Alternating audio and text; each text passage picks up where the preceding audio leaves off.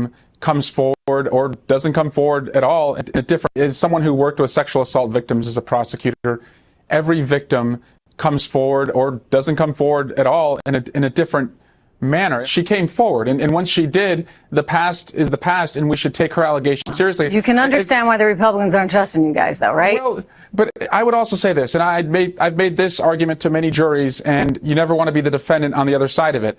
What are the chances that this woman and two other women who have never met each other would come forward with similar allegations? Okay. So you think he's lying?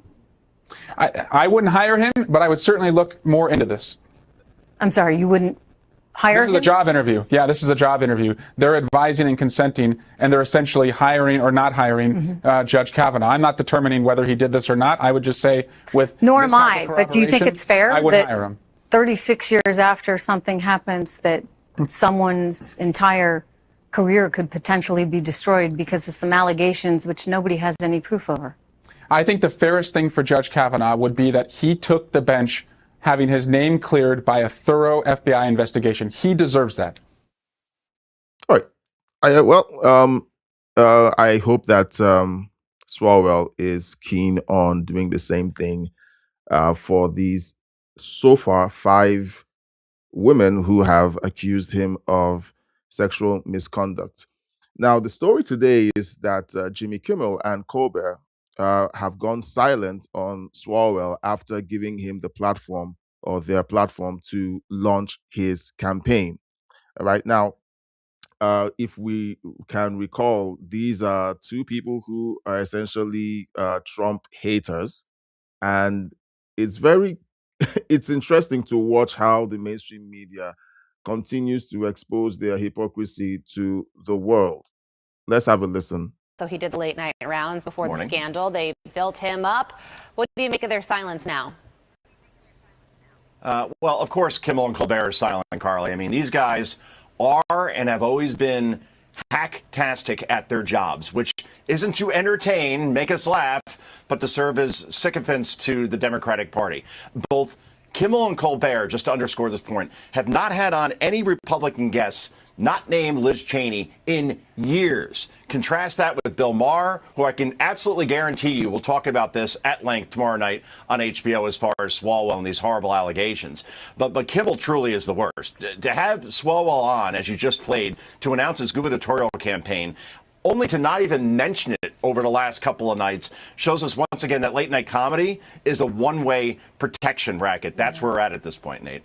So he did the late night rounds before the scandal. That's crazy. Okay, so Kimmel and Colbert spent 2 full shows covering Trump, the Pope, the Iran war, the Jesus image, but neither one mentioned Eric Swalwell. This is another case of Democrat leftist collusion with mainstream media. Anything that makes Trump look bad, wall-to-wall coverage.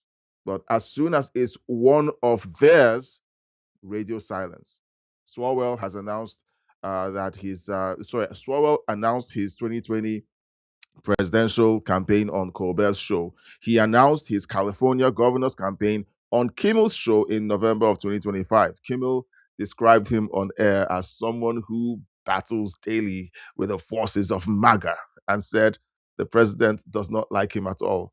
So as far as these people are concerned, anyone Trump doesn't like is qualified for the job. Nothing about competence, nothing about anything at all that matters to everyday Americans. Just the fact that these people are fighting Trump. And that's absolutely sad to watch. The Media Research Center found that Swalwell appeared on MSNBC 26 times, and on CNN 20, and on CNN 24. Oh, on CNN 24 times. Sorry, I misread that note on the board. And all that was in 2026 alone. Now, let's keep in mind. Let's keep in mind that these people barely host any conservative guests on their show. Barely. They keep them out like they are lepers. They attack Trump at every turn. They host anyone who can tell them everything bad about Trump, but they would never host someone who can actually give common sense views on some of the outlandish things that they host on their show. Now, after Swalwell's resignation announcement, Kimmel's only hint to his audience that anything had happened was a joke that Biden could maybe run for governor of California, saying that it's wide open. He covered Trump's Pope feud, the Jesus image, the no tax on tips event, and the Iran blockade. Nothing on Swalwell.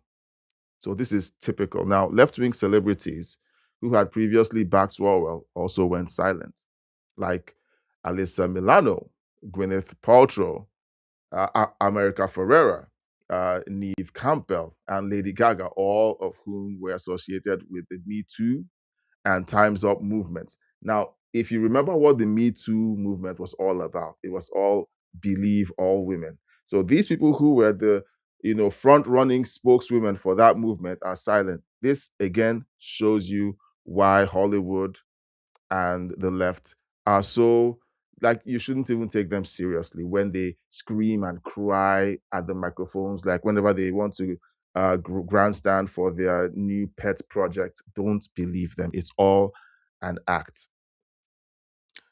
So here's the thing, okay? If you agree with the, if you think that Kimmel should apologize to his audience, okay, type 4 in the chat, FOR 4. But if you think he doesn't need to apologize to his audience or explain, then you can say against. All right. Now, here are a few fun facts. Kimmel once suspended his show after saying something controversial, and Swalwell personally led a Stand with Kimmel public campaign in his defense. So their relationship has run both ways for years. The same week Colbert ignored Swalwell, he ran a full segment on the declining fertility rate. That segment aired the night Swalwell resigned from Congress.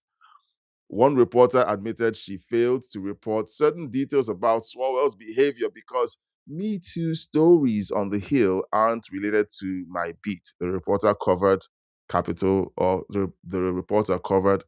Hill full time. So as far as they're concerned, again, the whole TDS, Trump derangement syndrome, is alive and well. All right. Now let's slide into another story. We have Iran making the news yet again. Sorry, just give me a second. Okay. We have Iran making the news yet again. So there's a breakthrough in the Iran deal. And as per usual, the Democrats don't want to give President Trump any credit for this going on. But China has a hand in this, I guess. So let's listen to this report.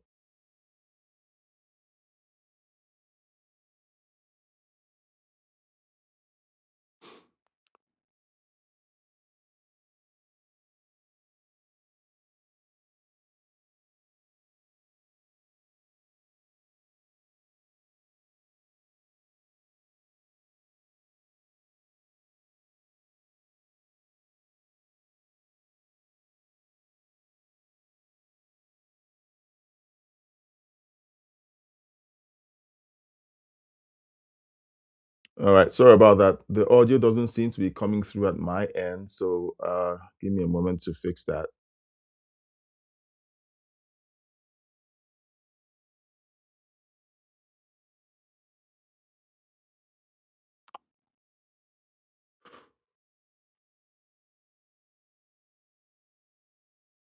Now, it's curious how how this deal with Iran matters to China. We're going to talk a bit about that when we are done hearing this out. Iranians want round 2 of peace talks.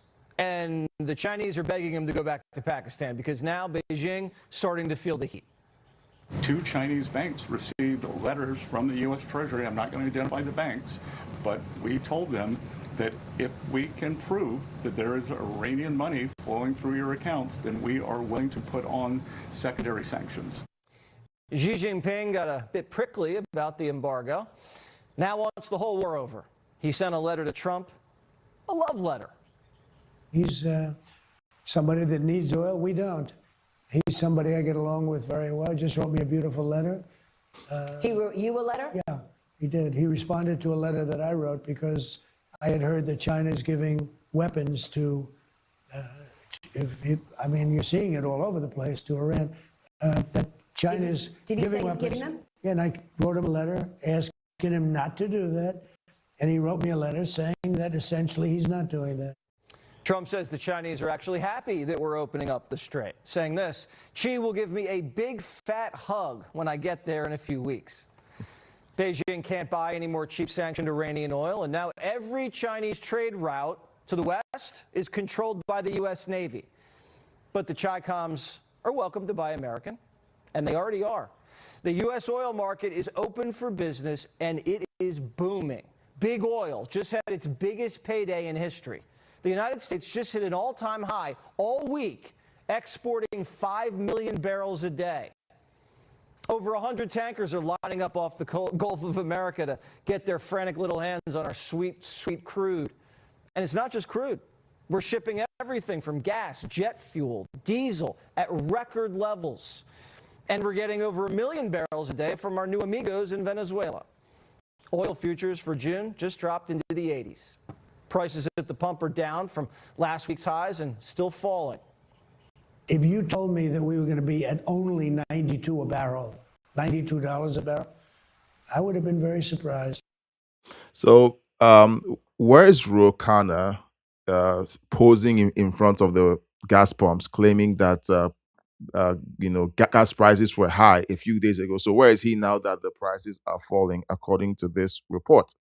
So let me know in the chat if you're seeing those prices fall where you live. Okay, just let me know that in the chat.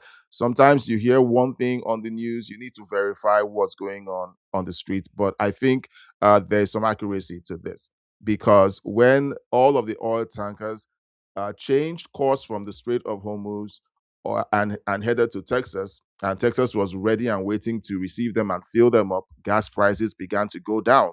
And once that happened, the oil prices began to go down. And once that happens, gas prices automatically go down.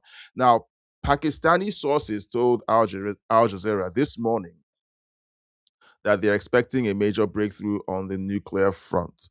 Pakistan's army chief arrived in Tehran overnight carrying a direct message from Washington to Iranian leadership. Iran's foreign minister received him and expressed gratitude for Pakistan's graciously hosting of dialogue. Now, I'm reading these because these are readouts from all the stuff going on in the news so far this morning. Bloomberg reported overnight that the US and Iran are now considering a 2-week ceasefire extension to allow more time to negotiate a permanent deal. The initial truce expires on April 22nd. So they need to hit a deal or else bombs start falling again. Mediators are working to bridge 3 remaining issues: Iran's nuclear program, the Strait of Hormuz, and war reparations. Now, type in the chat if you think America should give war reparations to Iran. Usually, it's the part that wins that gets reparations. That's the way the world works. Look, we're living in crazy times, okay? The White House said on Wednesday that it feels good about prospects of a deal with Iran, and a potential second round of talks would likely be held in Pakistan. The S&P 500 and Nasdaq both hit fresh record highs on Wednesday, erasing all losses tied to the Iran war. Investors are leaning into ceasefire optimism. Of course, you won't hear this coming from the Democrats. No, you won't. Now, remember that Democrats called Trump a deranged lunatic for his approach. They invoked the 25th Amendment. They said the blockade was illegal piracy. They said nothing when the IRGC and Houthis were firing rockets at tankers and threatening to blow up ships. That wasn't piracy. That wasn't illegal. Oh my goodness. I'll be honest with you. Okay, I'll be honest with you. Okay, I feel like the American political system has a problem because there are traitors working in Congress because they would rather celebrate the victory of another country. They would rather promote another country than their own. It's sad. It's a sickness, in my opinion. All right, let's keep going. Iran's own central bank has now warned of 180% inflation on top of the craziness that they were already experiencing before the protests started this year. And this morning, a nuclear breakthrough is reportedly close. Now, I don't know about you, but I don't think the United States is going to budge concerning nuclear in any way. So I don't think that's going to happen. I think there's going to be some capitulation from the Iranians, but let's see. Now, if you think a deal gets done before April 22nd, type deal in the chat or in the comments section. If you think it falls apart, type war. And let's see what the temperature is with most of you guys watching. Now, fun facts, the ceasefire expires April 2022. And that's in 6 days. So if no extension or deal is reached by then, the war can legally resume under the current framework. Pakistan has now hosted one round of talks, sent its prime minister on a regional tour to Saudi Arabia, Qatar, Turkey, and deployed its army chief to Tehran. Pakistan is doing more diplomatic lifting right now than the entire European Union combined. And maybe we'll get to them, soon, because it's insane what's going on with Europe and NATO. And meanwhile, the S&P 500 has recovered all the Iran war losses, meaning that the stock market has essentially decided the war is over. The markets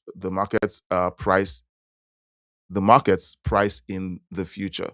They are pricing based on the fact that they believe that a deal is about to be done. All right. So let me know what you think in the chat. All right. This is a lunchtime live stream, and for many people who have been concerned about the war and its effect on gas prices and inflation and so on, this should be a relief that the markets are actually rebounding based on the signals that they're getting from the war. And I would like to, let you guys know something. Well, some of you should know that already. But most of these guys who run these huge companies know something that most of us don't. Okay, they know something that most of us don't. They have connections in government. For example, the week before the war literally began, I was hearing whispers from people who worked in gas supplies and trucking that, hey, you better fill up your vehicles this weekend because prices are going to go up. And it was like, what are you talking about? And then the next day, bombs started falling. Like it's crazy. People who are connected in government know what's going on. And then it's crazy when influencers and political commentators talk as if the president of the United States doesn't have information that the rest of us don't have. All right, so it's insane. Now, NATO is in the news again, and NATO has met without the US. All right, they are essentially excluding the US from conversations. Now, let's watch this. Might be thinking is Jan Stoltenberg. He's the Minister of Finance in Norway, NATO Secretary General. Thanks so much. Great to see you, Mr. Secretary. Your thoughts about the state of NATO right now, and I understand you think Europe made the right decision not helping us.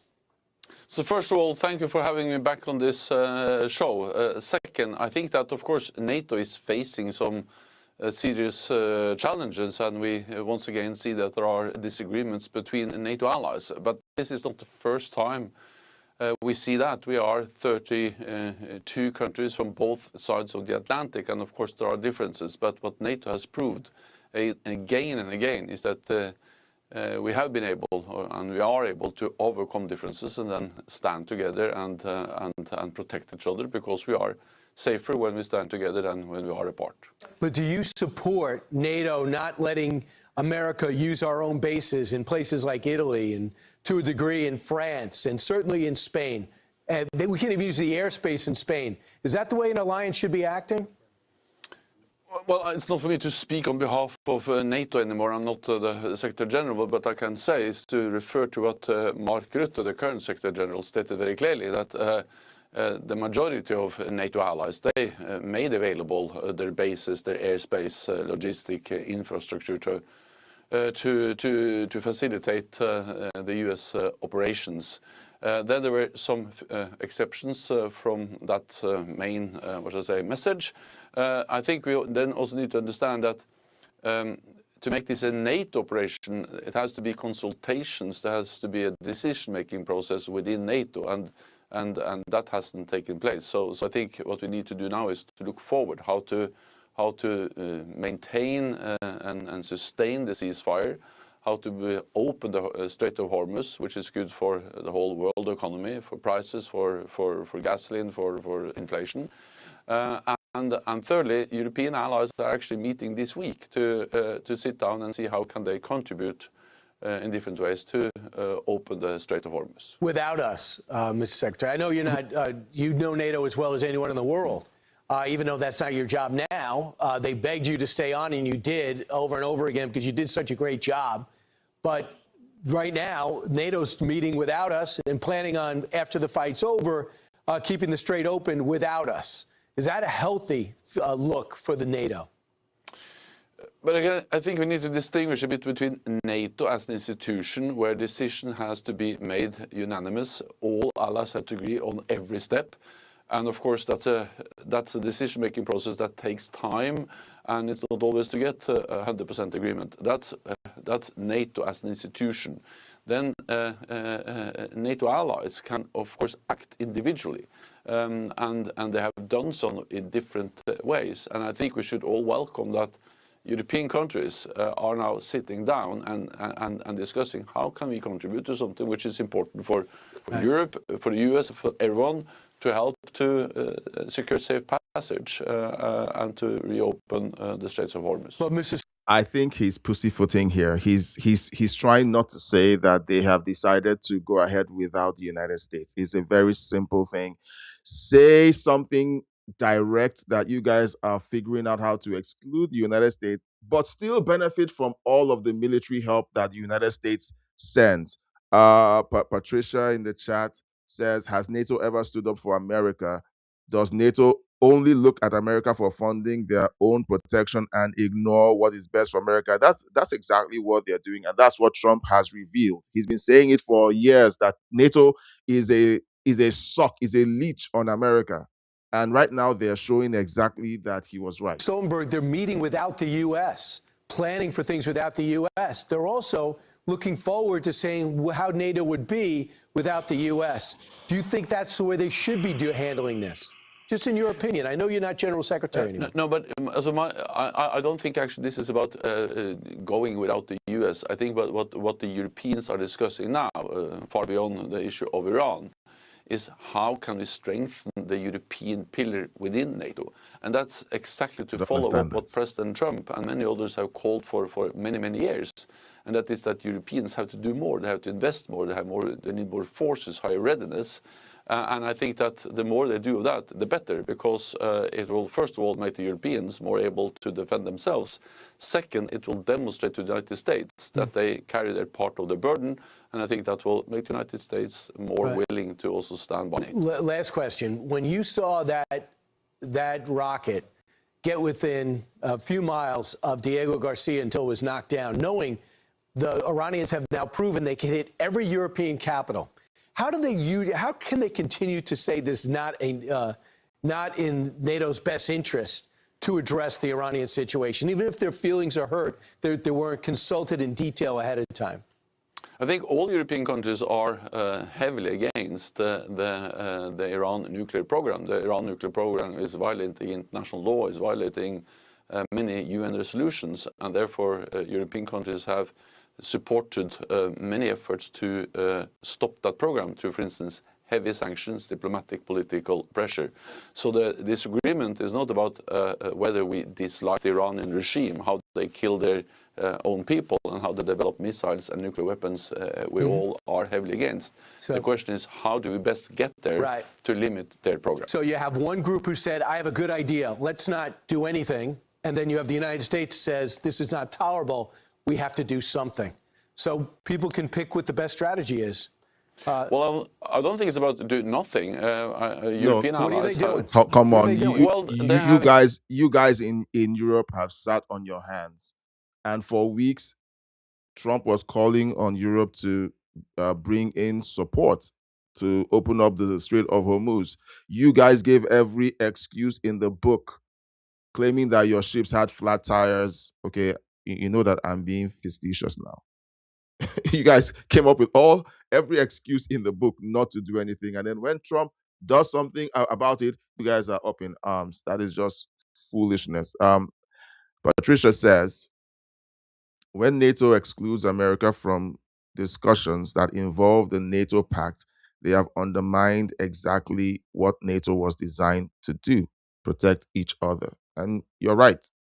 You know, we need to call these people out whenever they do these things. It's as if they expect all of us to be too stupid to notice what they're trying to do. Imposed very heavy sanctions. Hardly any how's that going? Well, it helped us to get a deal some years ago, the Iran nuclear deal. And how was that? Building rockets, financing proxies, that brought the chaos that brought October 7th. But I think we are in a world where we don't have any ideal and easy solutions. I think that what we have seen over the last weeks demonstrates how But you have a president taking action. I'm sorry, that's how politicians and cowards talk. You don't have any ideal and what solutions. What did he say? So I mean, I don't want to misquote him. Let's listen to him again. I think that what we have seen over the last weeks demonstrates how But you have a president taking action instead of talking. And how was that? Building rockets, financing proxies, that brought the chaos that brought October 7th. But I think we are in a world where we don't have any ideal and easy solutions. Ideal and easy solutions. Yes, we know that we don't live in a world where everything works perfectly, but that's why you have to make a decision. You don't pussyfoot and wait for everyone to, become Jesus Christ, okay? At risk of opening some old wounds about the meme that Trump posted over the weekend. The world is not perfect. The world is broken. And you need to take certain actions because the world is broken. Everyone won't have your best interest at heart. There are people out there who want to kill you. You need to be able to push back with equal force. This is not heaven. This is not paradise. So these guys are living in fantasy island. Patricia says, remember, NATO was formed after World War II when we fought for the downfall of one of the worst horrors ever visited on humans. When we ignore an extermination of people, we undermine exactly what formed NATO. That is correct. The UN and NATO were formed in response to a consciousness that people are evil and they do evil things. Therefore, you need a force for good that can match and overcome evil, not compromise with evil. It's frustrating to watch these guys talk and actually understand that they have some intelligence in their heads. I think that what we have seen over the last weeks demonstrates how But you have a president taking action instead of talking. He finally took action because the talking was doing nothing. Well, there are many ways of putting pressure on Iran, and I think we should sit down, Europe, North America, many other countries, and find out how can we have maximum pressure on Iran so we can minimize the risk for them being able to develop weapons no one likes and we all are against. But I think that should not overshadow what is really important now, and that is that European allies have taken, as I say, it's very serious, the message from the United States. And they're now spending more on defense than they've done for decades. They are increasing their military presence in the eastern part of the alliance. And actually now several European countries which are spending a larger share of their GDP on defense than the United States. Yeah, and that's a good thing. And that's a result. Yeah, absolutely. And there is a result of a clear message from the president. Right. Thank you, Mr. Secretary. Always. Yeah, so again, NATO has chosen to start having talks without the United States. Trump posted on Truth Social in all caps, NATO wasn't there when we needed them, and they won't be there if we need them again. And that's something that everyone has to come to terms with. Anyone that wants to make it sound like NATO is still a viable ally, or that the United Nations is actually a useful organization right now, I've got a bridge to sell you. Yeah. So let's come to terms with reality. This came after a 2-hour meeting with NATO Secretary General Mark Rutte at the White House. Caroline Leavitt said before the meeting that NATO member states had turned their backs on the American people who fund their defense, and quoted Trump saying they were tested and they failed. Several NATO members refused to open their airspace to U.S. military aircraft or send naval forces to help reopen the Strait of Hormuz during the Iran war. Trump is now reportedly considering pulling U.S. troops out of countries he considered unhelpful, which would fall short of leaving NATO entirely, but would send a significant signal. At the same meeting, Trump revived his threat over Greenland, posting, "Remember Greenland, that big, poorly run piece of ice?" All right, so today Fox News is reporting that NATO held a meeting. We just watched that without the US present. That meeting is happening this morning, guys. This morning, or has already happened. The setup for us right now is this. Okay, the alliance that exists because American money and American troops refuse to help. Refuse to help. I'm sorry. My notes are all scrambled. Okay, the alliance that exists because of American money and American troops refused to help when America went to war. Now they're meeting without America, and America may pull troops from countries that didn't show up. So, what do you think? Should America leave NATO or should America stay? Let me know in the chat. Patricia says, cowards look for an easy way around a problem.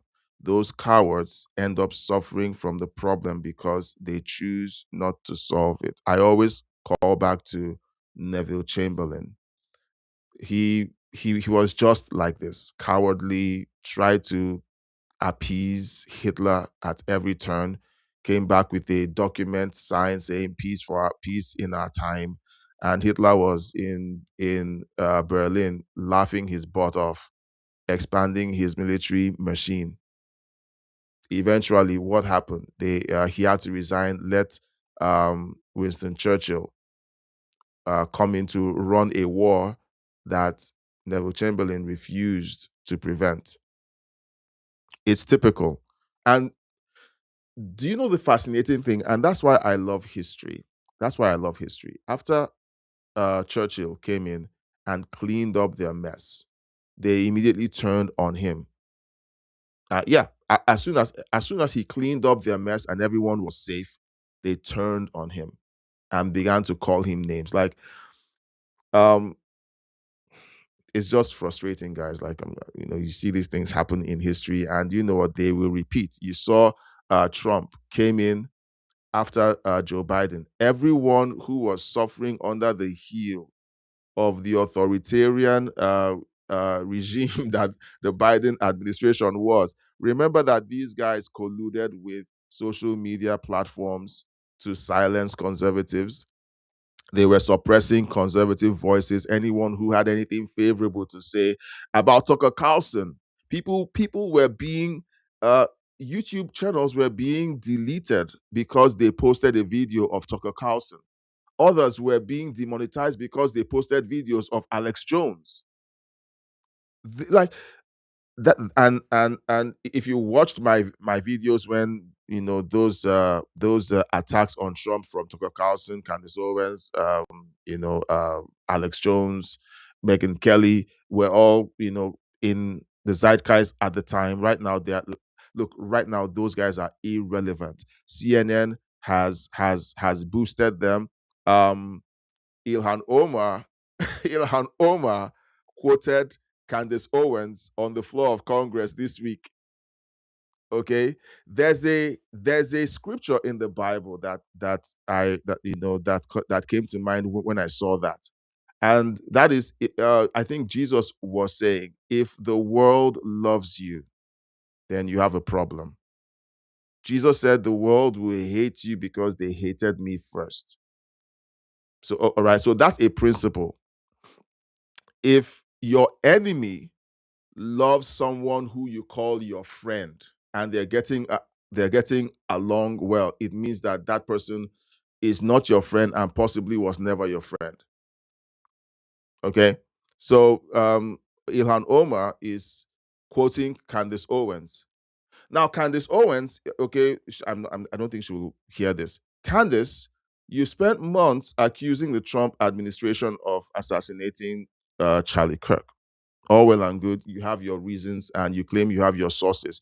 We're yet to see the evidence. Who knows? Maybe in 10, 20 years, everyone will say Candace Owens was right. But right now, no evidence. But we assume that you are speculating. And then the same woman who just quoted you on the floor of Congress, okay, said that the legacy of Charlie Kirk should be in the dustbin of history. That's who you are providing talking points to. So congratulations, Candace. I hope that YouTube money and the donations from Rumble are big enough to cover that. Okay, Patricia says, European members are still not fully funding their own protection. Do you know what? They are going to pay for their stupidity. That is a fact. And speaking of facts, fun facts. NATO has invoked its Mutual Defense Clause, Article 5, exactly once in its 77-year history. That was after September 11, 2001. Every NATO ally came to America's defense then. America is now questioning whether that debt has been repaid, because it's a valid question. Okay. The US currently has approximately 100,000 troops stationed across Europe in NATO countries. The US spends more on defense than the next 10 NATO members combined. When Trump first threatened to take Greenland from Denmark, a NATO ally, in early 2026, NATO's approval rating among Americans hit its highest point since at least 2022. Trump's threats made Americans like NATO more, according to the polls. If you trust the polls, that is the bind that Trump is in. I don't think it's a bind. Okay, the polls said twice that Trump would lose his presidential run. The polls said in 2016 that he would lose. The polls said in 2024 that he was neck and neck with Kamala Harris. Do you remember those polls? And she was destroyed, during the election. So, guys, I don't think we can trust the polls. Patricia says, now, guys, if you're watching, please post your thoughts in the chat. I want to have a conversation with you. It's lunchtime, and I'm sure that you can, let me know what you think about these stories. Patricia says, funny that the countries furthest away from the communist threat are the ones going against America the most. It's funny. It's funny. It's like the world we live in today. Many times I tell my children about the world as it was. You know, when we read the Bible, I try to give them a mental picture of why things happened the way they did in the Bible. For example, families would live in the same cluster. I would explain to them it was because of security, and you can only trust the people in your own family. Okay, that's not something that a Marxist will tell you. Marxists will tell you that you can choose your family. They can tell you that you can make the state your family. But back then, the only people you could ever trust were your family. You all lived in the same cluster because if there was ever a war, the person you would fight the hardest to protect is your family. That's the way the world works. That's the way the world works. Patricia says, I prayed that President Trump would win the last election and he would expose those who never loved this country and want to destroy it. God is allowing for sunlight to expose the enemies from within. I think so too. It's frustrating. Great having you on. Meanwhile, let's do some weather. Sorry. It's frustrating because I'll be honest with you. I want everyone to be happy. I want everyone to get along. That's me. I don't like conflict, you know. But and to be honest with you, sometimes I struggle with bringing up these stories because I don't like seeing them. But we have to see them and figure out how to deal with the reality that we live in a world where there are people who essentially want the destruction of Western civilization. What do you do with those people? How do you interface with them? Do we talk like the left and say, punch a leftist? Because the left says that about conservatives. They call us Nazis. They say, punch a Nazi. They label people who believe the way we do as conservatives. They label us as Nazis because we support President Trump. They literally have physical reactions because you wear a I love Trump t-shirt. Okay, that is a spiritual problem. I don't ever recall having issues whenever I see someone wearing a Kamala Harris t-shirt or a lawn sign out there saying vote for Kamala Harris. I don't recall any conservative jumping on someone else's lawn and vandalizing their lawn signs. But there are hundreds of videos out there that show leftists losing their minds because they see the word Trump. They like literally see red and lose their minds. It is totally insane. So let's talk about the Democrats losing their mind, because here's a video, okay, that surfaced in my feed. And this is Chuck Schumer essentially being as anti-American as he can be. So let's call Trump's Iran policy for what it is. Not Trump's Operation Epic Fury, Trump's Operation Epic Failure. That's just what it is. It's sad when these guys try to out-Trump Trump. It doesn't land. Epic failure. 45 days into this war, things are worse than the day Trump started his choice of putting us in war. Let's look at the chart here. Strait of Hormuz, the situation is worse. Iranian regime, situation worse. As far as these guys are concerned, the United States blockading and controlling the Strait of Hormuz is worse than the Iranians controlling it with mines and rockets. That's the logic here. Gas prices, situation worse. Well, we just reported today that the gas prices are coming down, so I don't know which report Chuck is reading. Iran's nuclear ambition, worse. American credibility, worse. What a colossal failure. Oh! What a colossal failure. And yet, despite all of that, 45 days, Congress has done nothing. Nothing. They're putting their heads in the sand with this awful war that's hurting America, hurting the American people, hurting the world economy. No hearings, no oversight, no accountability. Your Not side one. shut the government down. You'd think in this war there'd be some hearings at least. Nope. Not one. So if Republicans won't act, Senate Democrats will force the issue. Starting this week, we will bring a war powers resolution to the floor. Which failed. And if Republicans block it, we will vote again. And it failed again. And again. Until this war ends, or Congress does its job and holds the administration accountable, we will bring these resolutions to the floor every week. So what's the definition of insanity, guys? Doing the same thing over and over again, expecting a different result. That's who the Democrats are right now. They're insane. They keep bringing the same resolution that they know will never be passed.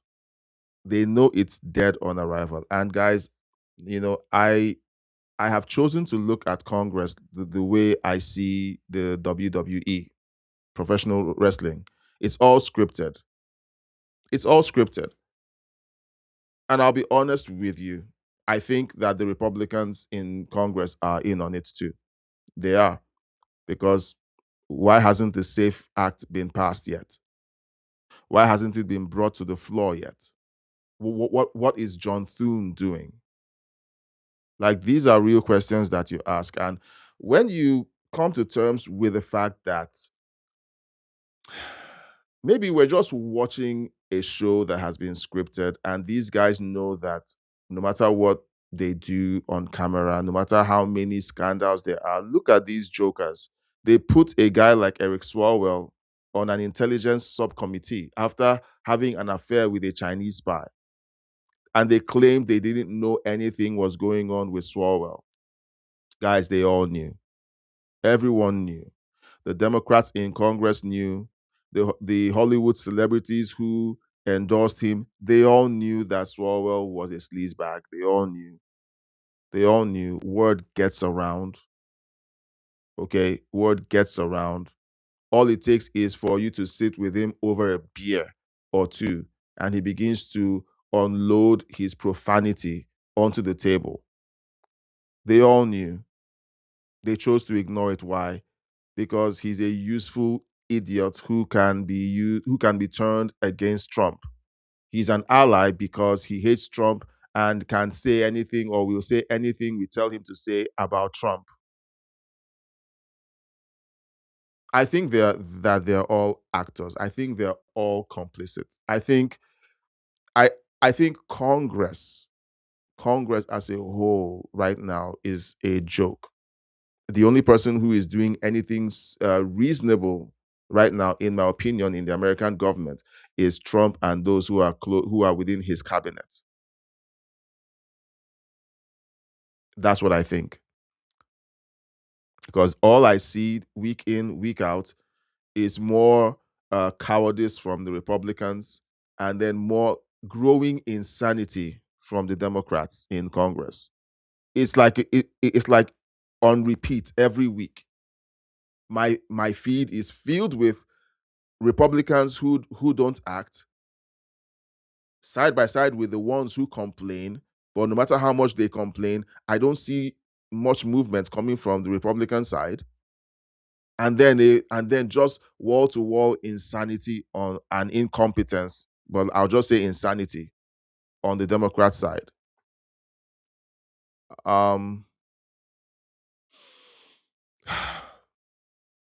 So the Iran deal is happening, but in the meantime, you have the likes of Schumer calling Trump a madman and ranting on social media for clicks. Representative Ansari called him a deranged lunatic. Like, these are the people who run the country, guys. These are the same ones who, whenever there's an attack or some violence happening, political violence, they are the first to run to the podium to say we need to tone down the rhetoric. Schumer just called him a madman. Representative Ansari called him a deranged lunatic and a national security threat. They're still using those same words, okay, that gives crazy people out there permission to try to assassinate Trump. AOC said even a ceasefire changes nothing and still demanded impeachment. Raskin filed the 25th Amendment bill with 50 co-sponsors. So there are 50 other crazy people in Congress who are willing to co-sponsor a 25th Amendment bill. Where were they when Joe Biden was falling up the stairs? Ansari filed 6 articles of impeachment against Hegseth this week. The War Powers vote, the Democrats forced that Schumer essentially touted during his press conference, failed for the 5th time yesterday in the Senate. The same day that votes failed, Pakistan's military chief landed in Tehran with a message from Washington, and sources said a military breakthrough was close. So to approach the Democrats, the approach the Democrats called insane has produced a ceasefire. Trump essentially screaming at the Iranians has brought them to the table for the first round, and now they're back for the second round because I think their partner China is feeling the heat and they need oil from Iran. The ceasefire is holding. A nuclear deal may be days away, and the Democrats filed impeachment papers. That's who you have in Congress, guys. That's who you have in Congress. All right. Now, what does that tell us? It tells us that for me, it just means that we have to keep our eyes open. We have to watch our reps. Those in the Republican Party need to sit up and put more heat on the backside of their reps in Congress because they aren't working hard enough for you. They're not. The Democrats are slamming the brakes hard on the Trump administration, and the Republicans are just busy mealy-mouthing and giving excuses about why they can't at least bring the SAFE Act, the SAVE Act to the floor.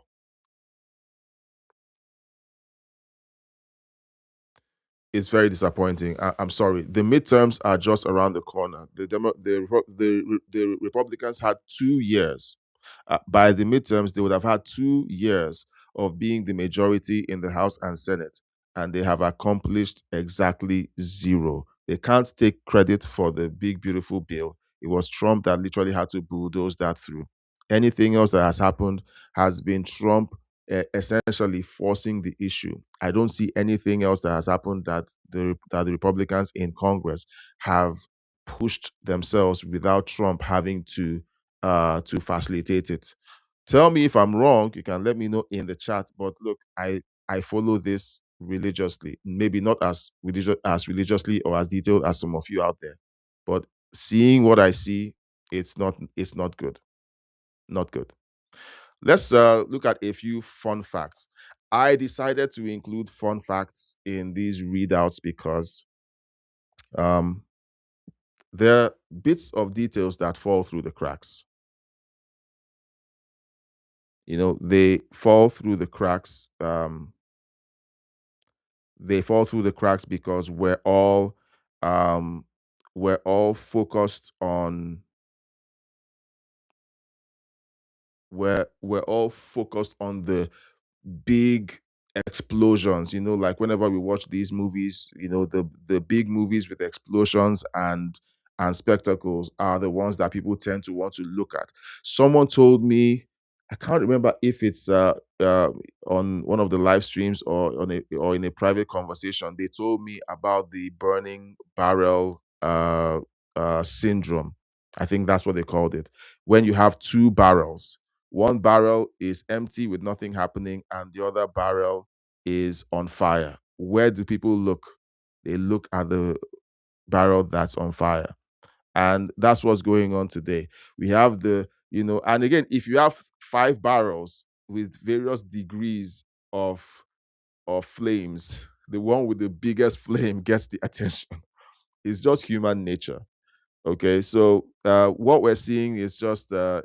So we try to bring out some of the details. I want to do this in a way that kind of educates us and reminds us of certain things. Now, here are some fun facts.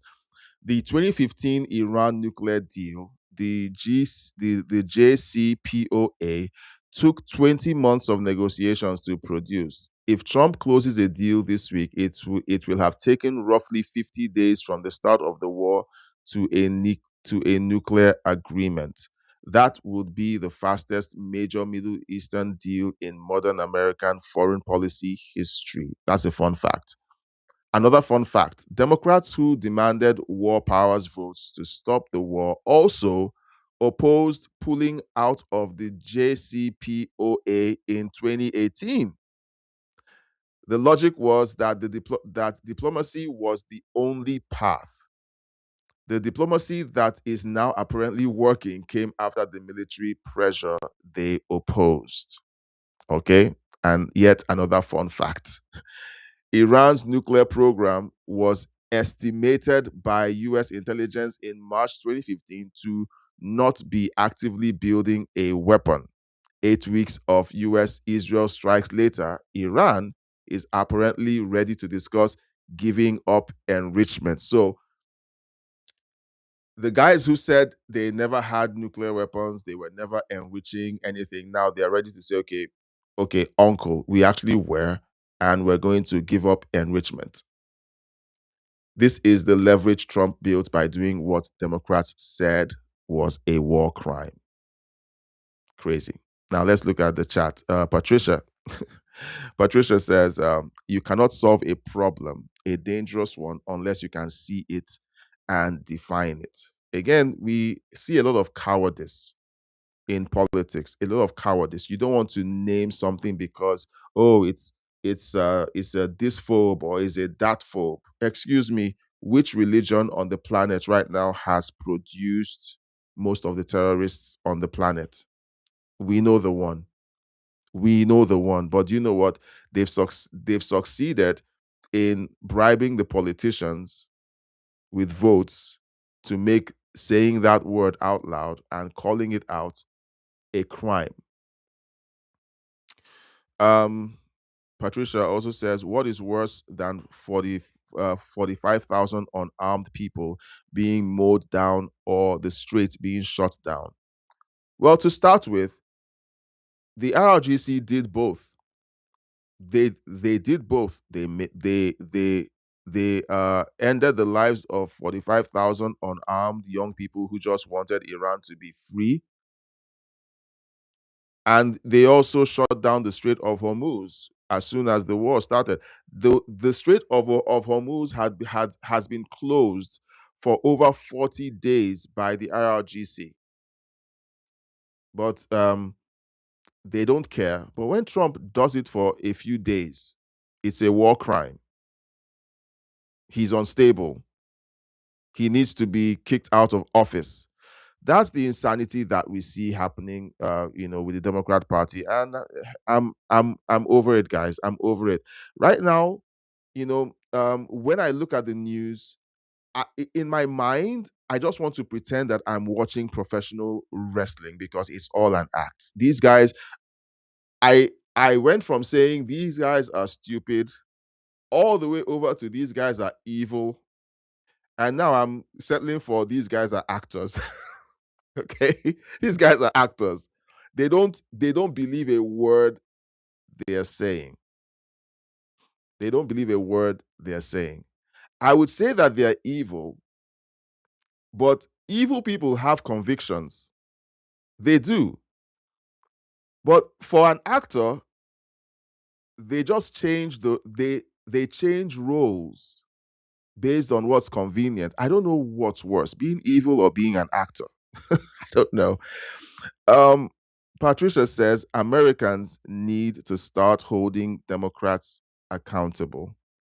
The convoluted nature of being in office and some of the protections that people in office wrap themselves with is crazy.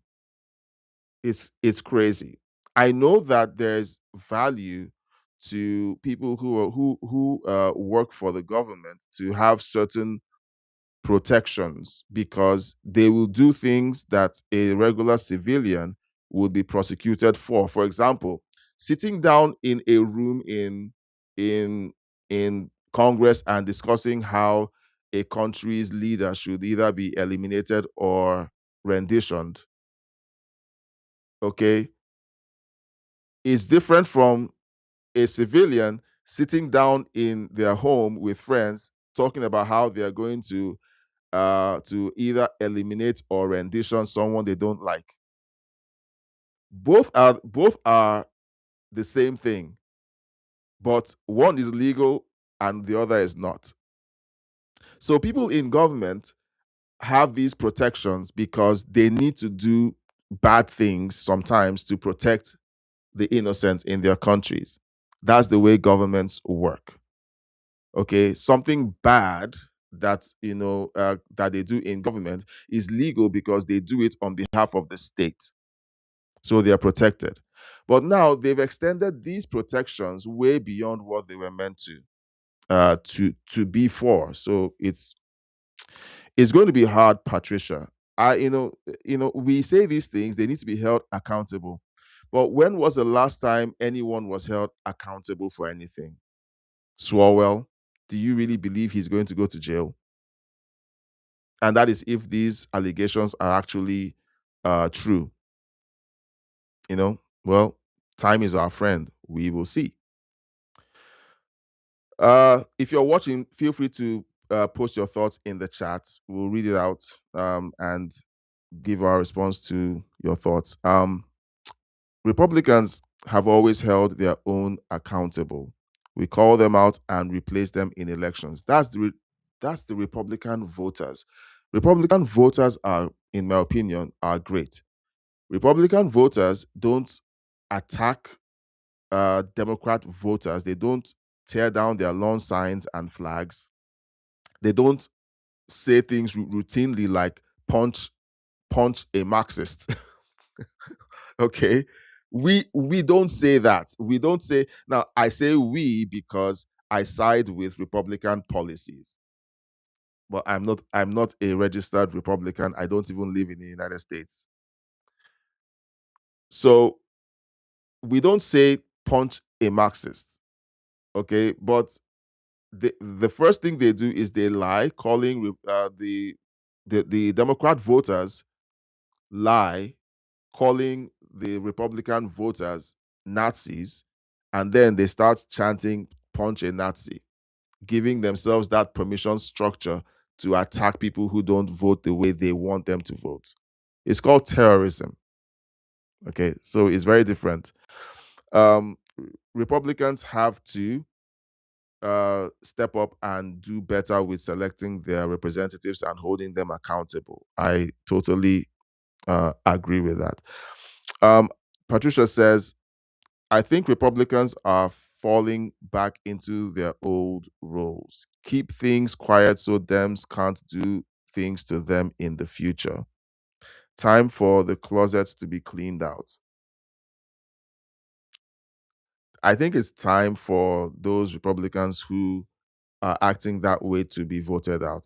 But do you know what? It's sad because most conservative people don't spend their lives protesting. They don't get paid to protest. They are too busy at a job. They are too busy taking care of their family, paying their mortgage, paying their student loans off.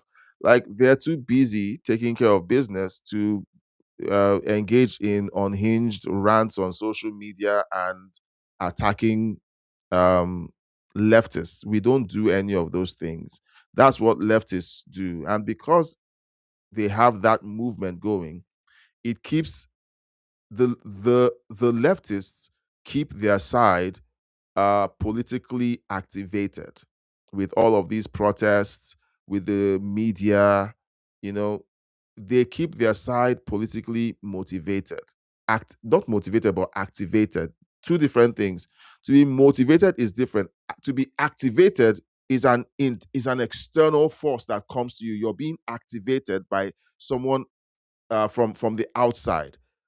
To be motivated means that it's coming from within. Okay, it's a conviction. But activation happens when you have these images and newsreels calling ICE, the Gestapo, the detention centers, which many of them are owned by Democrats, by the way. They are funded and owned by Democrats, okay?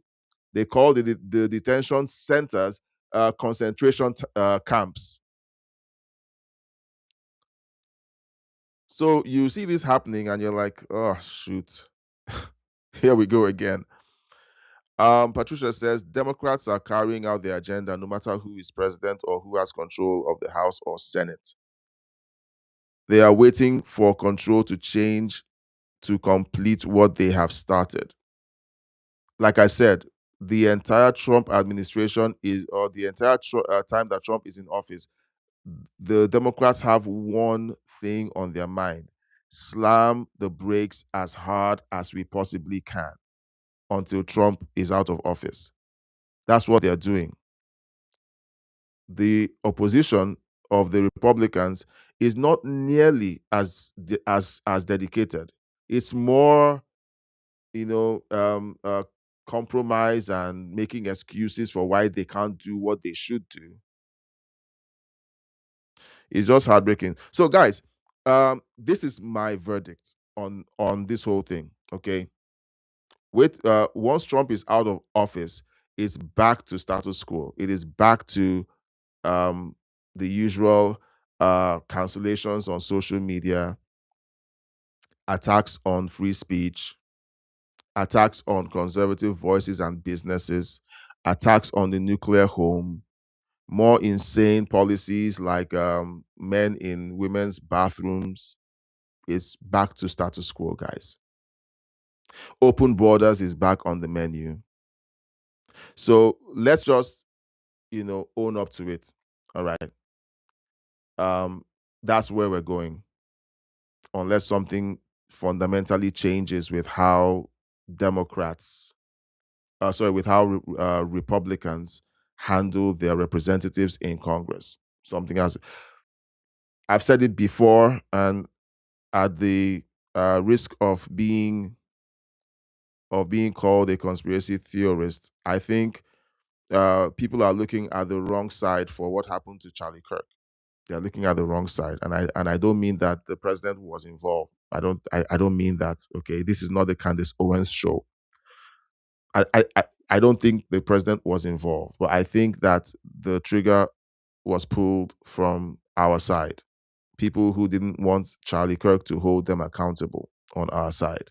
He did say after Trump won the election that the reps had to fall in line, else they'll be primaried. He said that boldly on his show. And I think that essentially triggered a reaction which ended up in him being eliminated. That is what I think.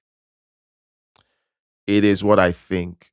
I'm not saying it is so, but I'm saying it is very likely that happened because he was more of a threat to the Republicans in Congress who weren't doing their jobs. These are do-nothing Republicans, like Rand Paul. Rand Paul is a do-nothing Republican who just says no to everything. Everything. He's more popular for standing against his own side on everything. At least John Fetterman would vote with his side on things that are reasonable. and that his voter base supports. Rand Paul doesn't vote on anything the voter base supports. He looks for the most fringe thing out there and chases it down like a cat chasing after a laser. Why am I getting upset about Rand Paul? Patricia, I'm channeling your I'm channeling your anger right now. I'm at Rand Paul, because Patricia and I have talked about Rand Paul for a long time. And Patricia is really upset with Rand Paul, and I think she's transferred that to me.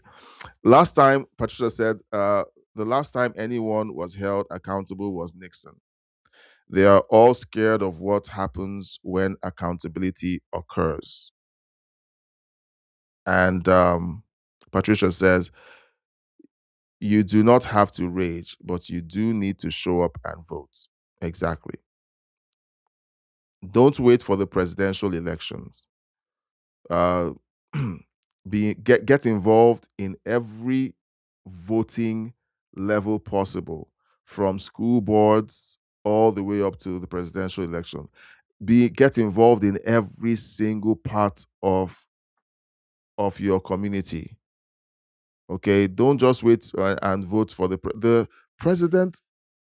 Is only there for 4 years, maximum 8 years.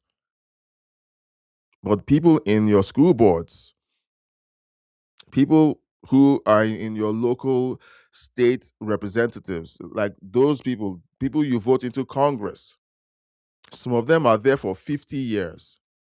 It's crazy. Some of them are like people you vote in today might be in Congress long after you're dead. 50 years. So I think it's more important that you pay attention to those rather than the big shiny or big burning barrel that is the presidential election.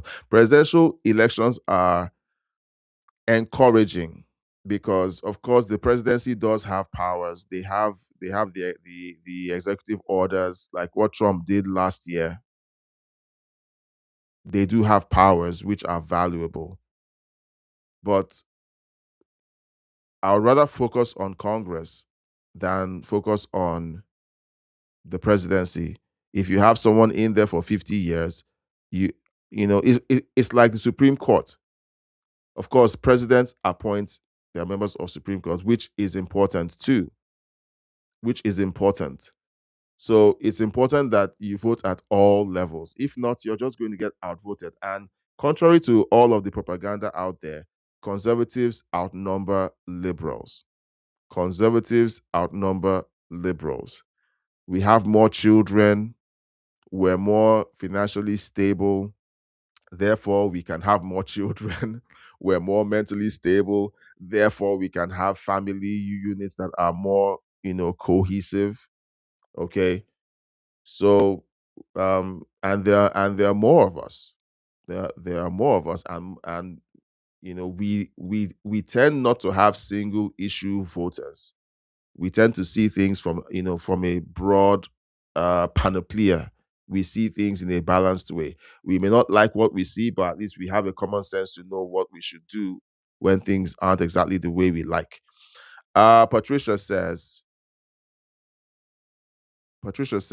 as a Kentuckian, Rand Paul's days are numbered. Well, we'll see how that pans out during the midterms. All right, guys, we've actually had some fun with the news. I had fun just going through the news. I am trying to bake in some of these additional tidbits because I think for me, what we do here on the channel, or at least our two channels, is important because we need to be able to call out what happens in real time and also refer to historical records. Some of the fun facts that I bring up reminds us of some of the things that have happened and how they reflect on the actions of Congress today. So I'm glad that we were able to do this this afternoon. we're going to be back later tonight. We're going to be back later tonight, and we're going to cover a couple of things. I hope you guys enjoy the fun facts segment. Let me know if you enjoy the fun facts segments. If you want us to keep the fun facts segment, I'm going to do this for a while, and if you enjoy that segment, then we're going to keep it. I like to get feedback from you, and that's why I love reading the chat. Sometimes I'm supposed to just go through the show and then read the chat at the end. But I like talking with you guys. So I keep saying to myself, I'm going to go through the show first, and then afterwards, I'm going to read the chat. But I just can't ignore you guys. I feel like it's rude. Okay, so who knows? Maybe you like it, maybe you don't. Let me know in the chat or in the comments section. Do you like it when I break off and respond to you when you chat? Okay, because I know that feeling personally. I watch some live streams, and for the live streams where my chat is visible, because some live streams the chat is just like a waterfall, lots of people chatting at the same time, 8,000, 13,000 people, 20,000 people, 40,000 people in the live chat. And so to be seen, you have to give a super chat. So whenever I chat regularly and someone calls out my handle, it's like calling my name. It excites me. I like being. It makes me feel, heard and seen. I like it, and I want you to have that feeling when your name gets called when your chat is being read. So I don't know if it's just me just extending my own sensations, or let's say I'm assuming that you would like the same thing. So let me know in the chat or in the comments section, if you want me to behave like other live streamers and not read your chat unless it's a super chat, or wait until after the show. I don't know. Just let me know, and we'll be back this evening to cover the news, and I would love to hear your thoughts. If you're watching this after the fact, let me know in the comments section your thoughts. And I will see you tonight on the next one. Bye-bye.